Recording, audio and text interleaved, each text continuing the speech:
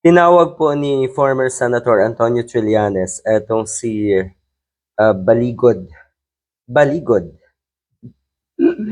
Mukhang gusto lang talaga magpasikat na ito. Ano ho, yan ang sistema ng kaisipan ng mga nasa paligid ni Digong.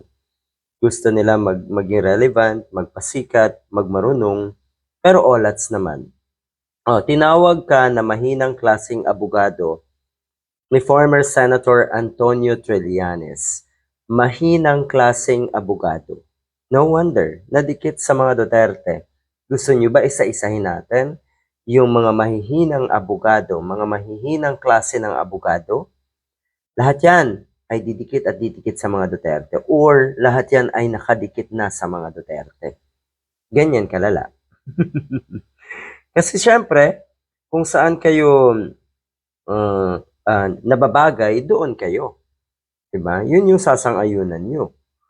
Bagay kayong maging parte ng grupo nga ng mga alipores ni Digong, so dyan kayo.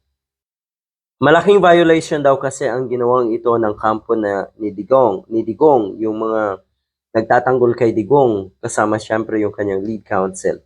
Nag-release sila ng pictures ng ICC investigator, pati na yung mga testigo.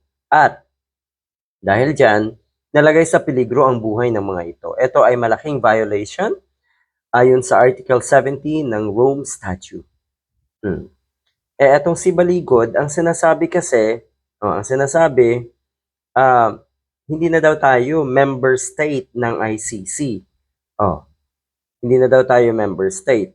Pero, ang bida naman ni former Senator Trillanes ay eto, 3 beses nang nagdesisyon ang ICC pre-trial chamber na may jurisdiction ang ICC sa Duterte case kahit hindi na tayo member ng state.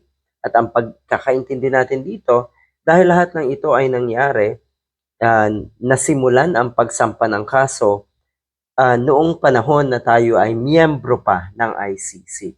Yun lang. Ulitin ko lang Mr. Balingod, tinawag ka po ni former Senator Antonio Trillanes na mahinang klaseng abogado.